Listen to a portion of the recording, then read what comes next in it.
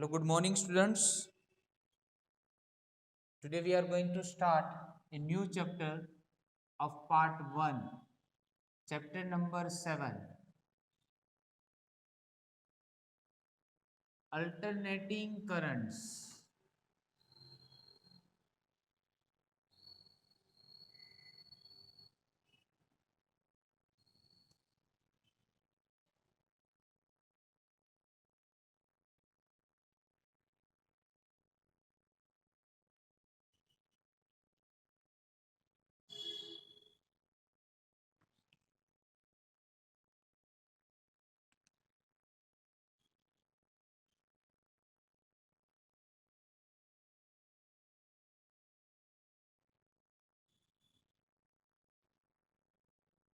What are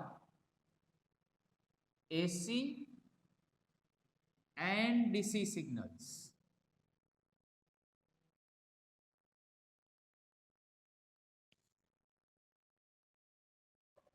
Why do we prefer AC signal?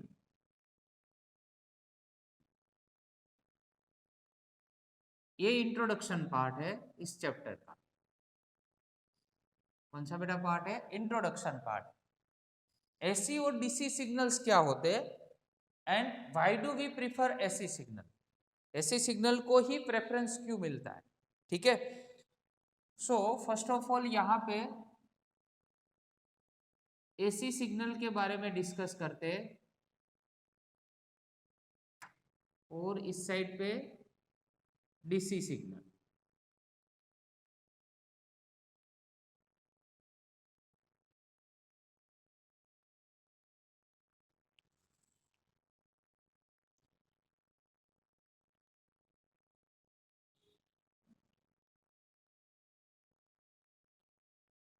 A signal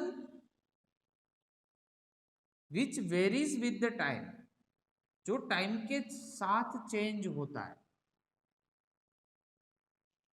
देखो ये time के साथ चेंज हो रहा है, जैसे टाइम इंक्रीज हो रहा है तो यहाँ पे एम्पलीट्यूड पहले इंक्रीज हुआ, बाद में यहाँ पे मैक्सिमम एम्पलीट्यूड, ये हमने वोल्टेज सिग्नल ड्रॉ किया है, तो उसकी पीक वैल्यू पे गया, मतलब मैक्सिमम एम्पलीट्यूड अटेंड किया, उसके बाद फिर से जीरो हो गया, और जो उसकी नेगेटिव डायरेक्शन थी, इससे जो रिवर्स डायरेक्शन थी वहां पे मैक्सिमम एम्पलीट्यूड एक्वायर किया, और यहाँ पे फिर से वो जीरो हो गया, राइट। तो ये ऐसी सिग्नल जो है वो टाइम के साथ वेरी होता है, इट वेरीज विथ टाइम। और जो डीसी सिग्नल होता है वो टाइम के साथ वेरी नहीं होता है,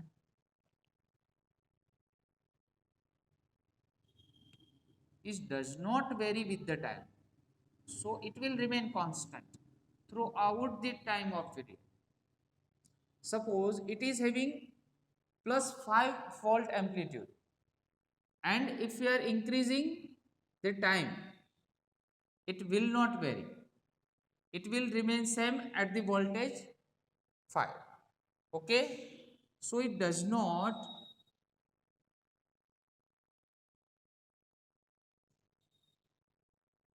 vary with time.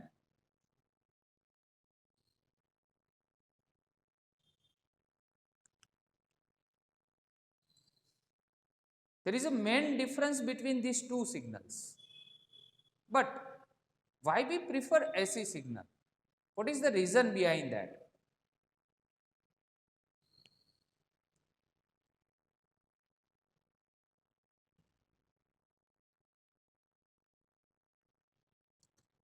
We prefer AC signal for convenient power distribution, in short electricity distribution.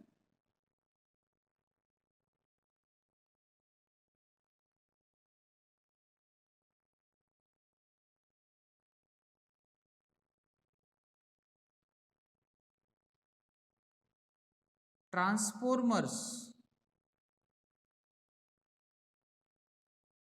are used only in AC signals to raise voltage or down voltage.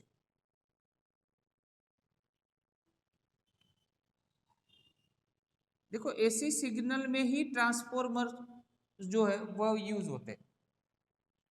मतलब transformer क्या करते हैं, तो वोल्टेज होता है उसका जब डिस्ट्रीब्यूशन हम करते हैं, जैसे मान लो कोई एक पावर स्टेशन है, तो पावर स्टेशन में से पावर इलेक्ट्रिसिटी जनरेट होती है। ये पावर डिस्ट्रीब्यूशन सेंटर है, ठीक है। यहां पे रेसिडेंशियल एरिया में, इंडस्ट्रियल एरिया में ऐसे पावर्स डिस्ट्रीब्यूट्स होता है।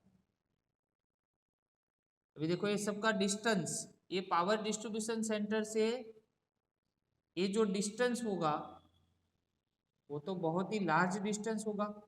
तो लार्ज डिस्टेंस में अगर पावर को आपको डिस्ट्रीब्यूट करवाना है तो यहाँ पे पावर लॉस भी हो सकता है। तो ये जो पावर लॉस होता है, अगर वो पावर लॉस बहुत ही कम हो तो बीच में हम क्या लगाते हैं, ट्रांसफॉर्मर्स यहाँ पे इंप्लीमेंट कर दें। तो जैसे आप ट्रांसफॉर्मर्स यहाँ पे लगाते हो तो क्या होता है कि वोल्टेज जो होता है वो स्टेप अप या तो स्टेप डाउन, वोल्टेज को अगर आपको बढ़ाना है या तो घटाना है तो दोनों में से इंक्रीज डिक्रीज आप वोल्टेज को कर सकते हो only in AC signal, but it is not applicable to the DC signals. Transformers are only used in AC, not in DC, just because it is having the same voltage, but it is having the different voltage with respect to time. तो transformer only AC में ही use होता है, DC में नहीं use होता है, ठीक है। इसलिए हम एसी को ही ज्यादा प्रेफरेंस देते हैं। क्लियर? ये हो गया इंट्रोडक्शन पार्ट इस चैप्टर का।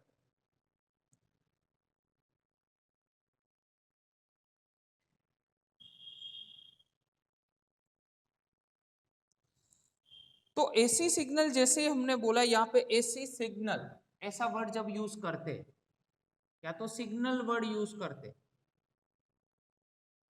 तो बेटा आपको याद रखना है कि signal that means two quantities here, voltage और करंट। मतलब वो वोल्टेज भी हो सकता है और करंट भी हो सकता है, ठीक है, करंट के फॉर्म में। तो एसी करंट किसको बोला जाता है? तो एसी करंट जो वोल्टेज, अगर किसी आप सर्किट को प्रोवाइड करते हो तो उस सर्किट में जो करंट प्रोड्यूस होता है ड्यू टू एसी वोल्टेज, तो यहां पे लिख देते हैं current produced due to AC voltage is called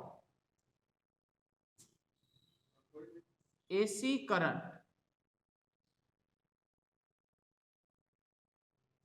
current produced due to AC voltage is called AC current। AC voltage में जो करंट प्रोड्यूस होता है, AC वोल्टेज की वजह से जो करंट प्रोड्यूस होता है उसको क्या बोलते हैं हम? AC करंट बोलते हैं। क्लियर? सो हम वर्ड यूज करते हैं AC वोल्टेज। तो AC वोल्टेज को अगर मैथमेटिकल फॉर्म में आपको लिखना है तो कैसे लिखेंगे, V is equal to Vm sine omega T, just because it varies with the time, ये टाइम के साथ वेरी होता है इसलिए ये हो गया एसी वोल्टेज का फॉर्मूला। क्लियर। और यहां पे हमने साइन फंक्शन ही क्यों अप्लाई किया है, तो मैथमेटिक्स में आपने पढ़ा होगा जो साइन फंक्शन है उसका ग्राफ कुछ ऐसा है कि नहीं। पहले यहाँ पे 0 होता है, उसके बाद यहाँ पे मैक्सिमम π/2 पे उसकी वैल्यू 1 होती है, उसके बाद पाई पे जब आओ तो वैल्यू कितनी होती है 0, 3 π/2 पे फिर से -1 होती है वैल्यू, और 2 पाई पे 0 हो जाती है। ये साइन फंक्शन का ग्राफ है, इसलिए एसी वोल्टेज में भी हम यहाँ पे साइन फंक्शन ही लेते हैं। क्लियर। तो याद रखो एसी वोल्टेज का फॉर्मूला होगा V is equal to Vm sine omega T. अभी इस चैप्टर का first question, explain the AC voltage applied to a resistor. Explain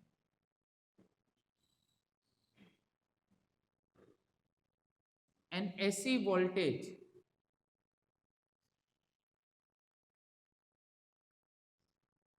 applied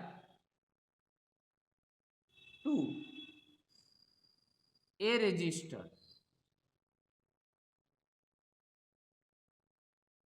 Explain an AC voltage applied to resistor and draw its graph.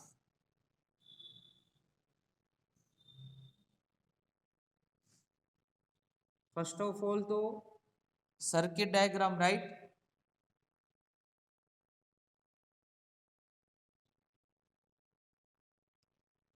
here we are drawing a one circuit diagram. First of all resistor R, voltage source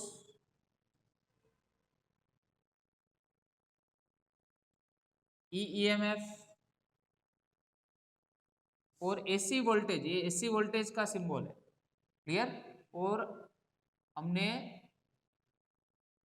first तो register को apply किया are को,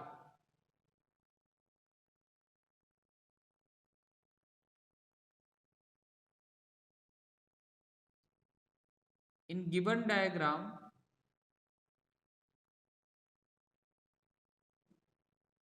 an AC voltage is applied to resistor R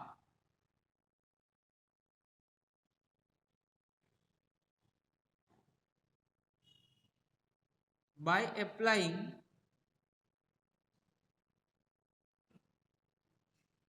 this voltage, by applying this voltage current is produced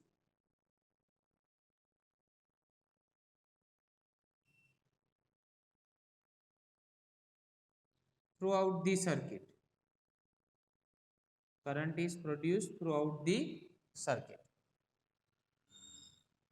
So what is the formula of this AC voltage? The formula of AC voltage is given by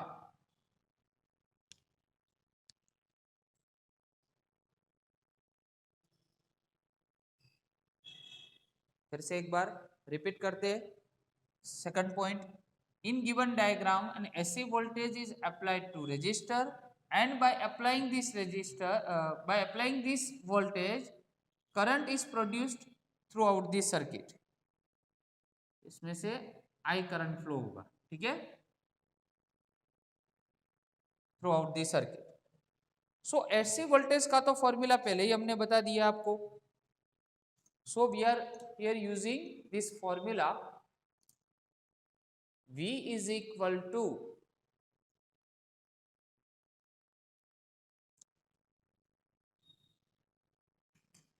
Vm sin omega t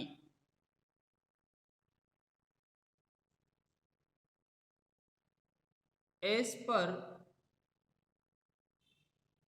Ohm's law. V is equal to IR. याद रखवाया था third chapter में, वीर याद रखो, V is equal to IR. ये जस्ट आपके knowledge के लिए है भाई, ये लिखने की जरूरत नहीं है. चलो, तो V डिवाइड बाय बेटा क्या होगा, I is equal to R.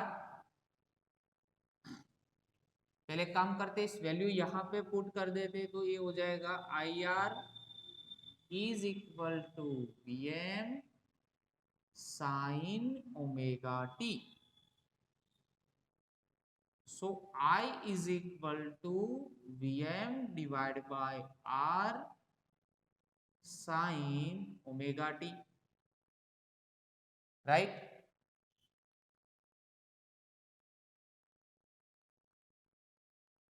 So ये जो ओम्स लॉ का जो फॉर्मूला है उसमें Vm डिवाइड बाय अगर आप R करोगे, अगर यही फॉर्मूला में हम Vm डिवाइड बाय R करेंगे तो Vm मतलब उसका मैक्सिमम वोल्टेज है, तो आपको करंट भी क्या मिलेगा, मैक्सिमम. तो Vm डिवाइड बाय R जो है उसके प्लेस पे हम Im लिख सकते हैं, तो आपको करंट का फॉर्मूला मिलेगा, I is equal to Im sine omega T.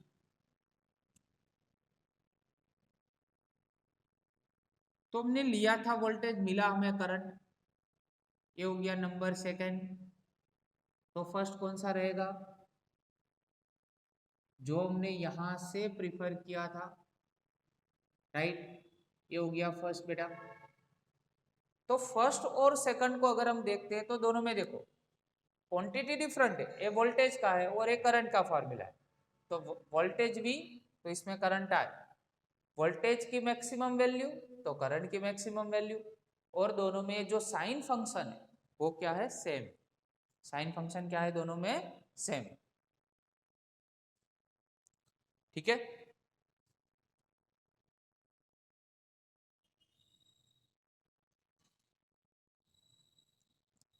तो हम ऐसा बोल सकते हैं कि फर्स्ट और सेकंड इक्वेशन से from equation first and second we conclude that voltage and current both are in phase. इसको बोला जाता है इन फेज. इन फेज मतलब दोनों का फेज सेम है. देखो ये मोस्ट इंपोर्टेंट वर्ड है बेटा, इन फेज, राइट. दोनों का फेज सेम है, इसमें कोई भी चेंजेस नहीं है. यहाँ पे ओमेगा टी है तो यहाँ पे भी ओमेगा टी. तो अगर इसको ग्राफिकली हमें ड्रॉ करना है तो कैसे कर सकते. So now we are drawing a graphical representation of voltage and current. Voltage and current, graphical representation.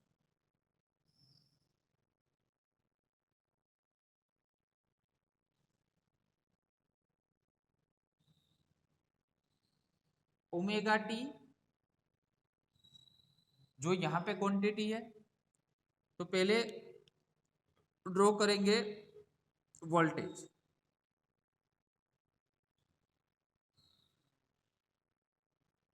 ये हो गया वोल्टेज V, राइट. वो हम जानते हैं क्योंकि ये अल्टरनेटिव होता है, और इसका पहले से ही फर्स्ट में जब ऐसे सिग्नल आपको समझाया तभी ये ग्राफ हमने समझ लिया था. अभी देखो करंट भी इसके साथ में ही उसके इन फेज है, that means it follows the voltage. Now it is following the voltage.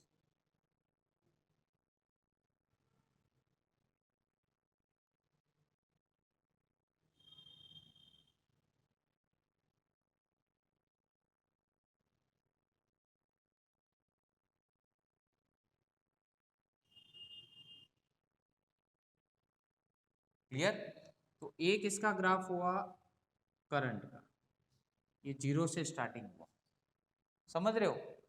तो देखो voltage is following to current, either you can say that current is following to voltage, so there is no any phase difference between these two quantities, so we can call these two quantities are in phase, दोनों एक phase में ही है, same phase में। तो एक conclusive part आया कि if we are applying some AC voltage to the resistor, what are the conclusion? The conclusion is that voltage and current both are in phase. Okay तो याद रखो, ये जो नेक्स्ट क्वेश्चन करेंगे उसमें यूज करेंगे इस कंसेप्ट का, इसमें तो इसका यूज नहीं है, इसको हम क्या बोलते थे, एक टाइम पीरियड बोलते थे full. So now we are dividing this signal into 4 parts. The first phase is 0, then after pi by 2, यहाँ पे बेटा क्या होता है पाई, यहाँ पे होता है 3 पाई by 2 and one complete cycle having 2 pi radian. So it is a total 4 part of one signal, first, second, third and fourth, first, second, third and fourth, total time is t, तो ये कितना होगा t by 4, ये कितना होगा 2t by 4, इतना part 3t by 4, ये part 4t by 4, ये हो गया t by 4, ये डिवाइड कर दो, ये कितना हो गया t by 2, ये तो सेम रहेगा 3t by 4, ये 4 कट हो जाएंगे, पूरी साइकिल कंप्लीट होगी, उसका टाइम पीरियड हो गया कि नहीं? ठीक है, तो अगर 0 से पाई बाई 2 के बीच का अगर गैप लेना हो तो टाइम पीरियड में उसको कैसे शो करेंगे हम, t by 4 से। पाई बाई 2 से अगर पाई का प्रेफरेंस देना हो तो t by 2 से शो करेंगे, पाई से अगर 3 पाई बाई 2 है तो 3t by 4 से करेंगे, और यहां से यहां लेंगे तो कैपिटल T से। डन? तो ये जस्ट आपके नॉलेज के लिए था, इसमें आपको शो नहीं करना है, ठीक है?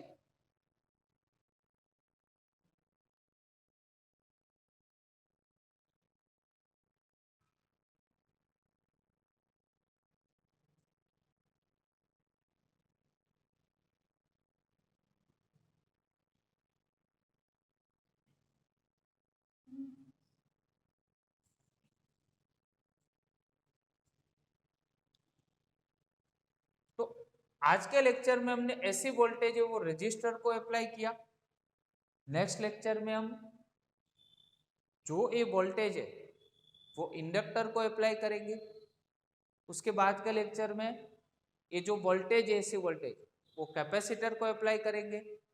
तो ये जो 3 कंपोनेंट है, पैसिव कंपोनेंट जिसको बोला जाता है, रजिस्टर, इंडक्टर एंड कैपेसिटर, ये तीनों कंपोनेंट के लिए हम ऐसी वोल्टेज अप्लाई करेंगे और उसमें कौन सा वेरिएशन आ रहा है वो देखें। Okay, thank you very much.